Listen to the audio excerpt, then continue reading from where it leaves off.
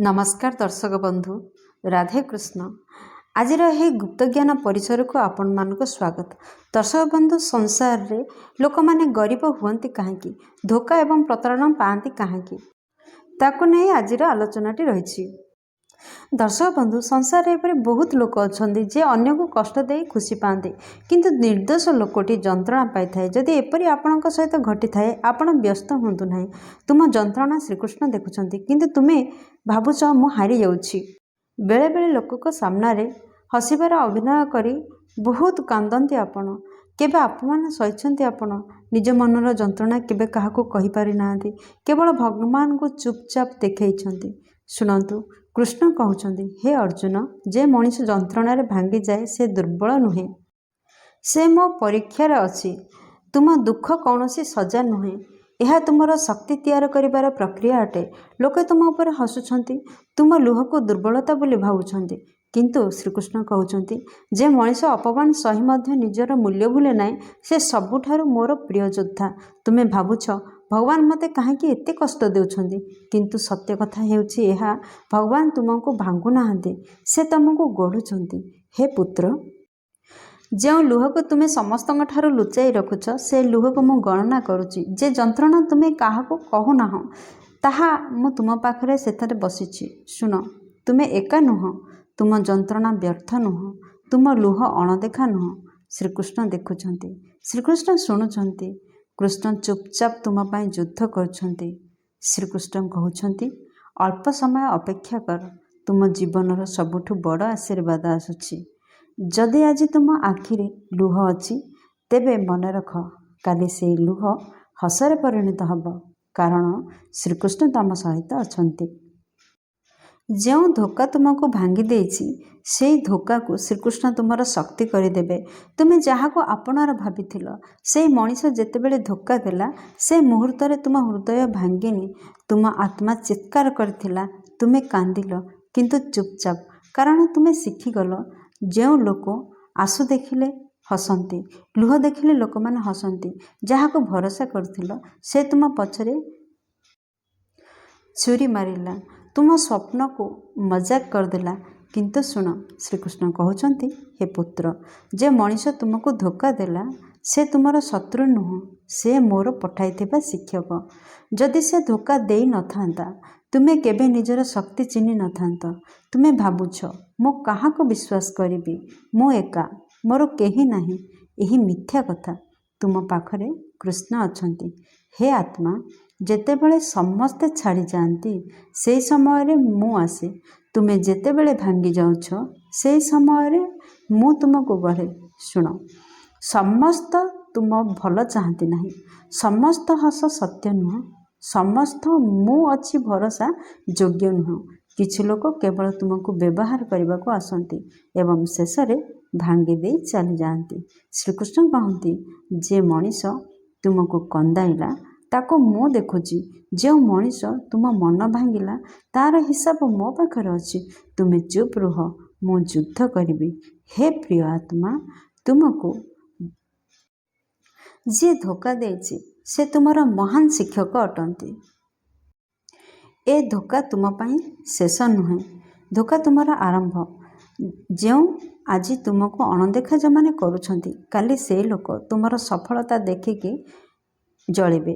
धैर्य धर मु तुमको सही उच्चता को नहीं जाउछी जेउठी तुमको धोखा देइथिबा लोक मध्य तुमको सलाम करिबो।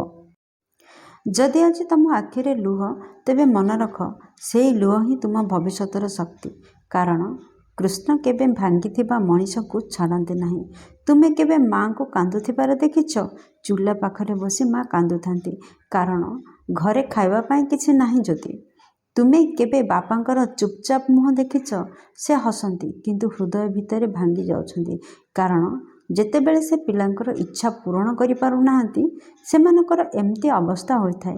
तुमे नुआ जोता चाहिल माँ कहले आसंता मासरे किंतु से जानुथिले से आसंता मास केबे आसीबो नाही।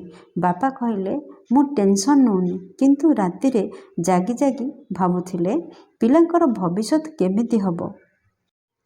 କାରଣ ଅଭାବ ଯୋଗୁଁ ସେ ପିଲାଙ୍କର ଛୋଟିଆ ଇଚ୍ଛା ବି ପୂରଣ କରିପାରୁନାହାନ୍ତି। ହେ ପ୍ରିୟ ଆତ୍ମା, ଗରିବୀ କେବଳ ଟଙ୍କାର ଅଭାବ ନୁହେଁ, ଗରିବୀ ହେଉଛି ମାଆଙ୍କର ଆଖିର ଲୁହ ଏବଂ ବାପାଙ୍କର ନୀରବତା।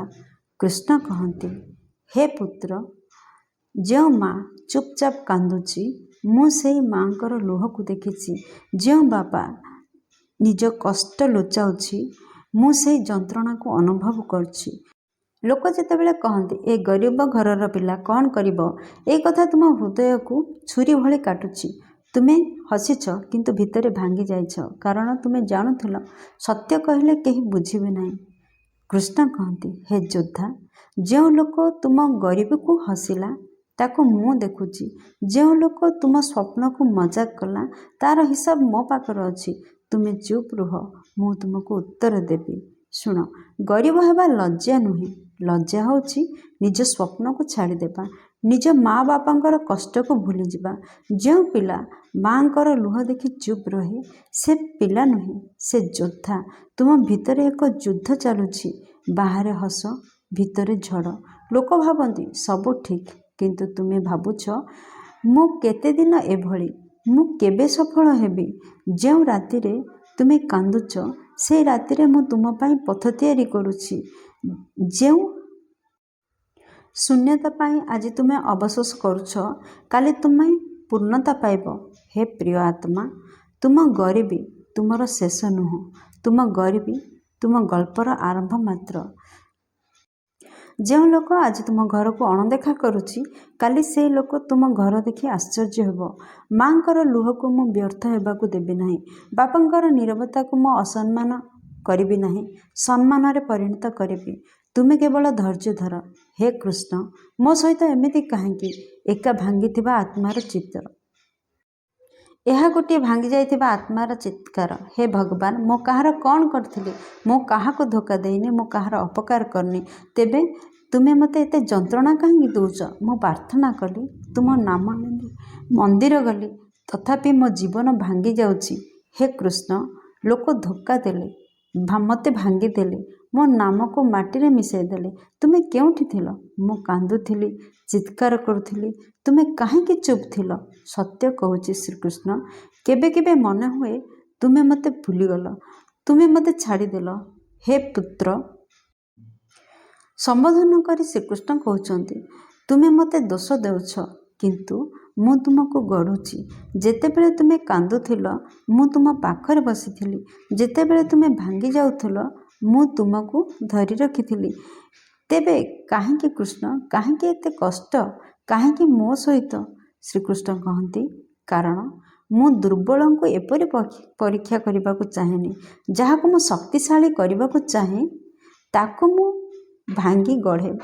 ତୁମେ ଯେ ଯନ୍ତ୍ରଣା ଦେଖୁଛ ସେ ତୁମ ଭବିଷ୍ୟତର ତାଲିମ ଅଟେ। ହେ ପ୍ରିୟ ଆତ୍ମା, ତୁମ ଭିତରେ ଏକ ଯୁଦ୍ଧ ଚାଲୁଛି।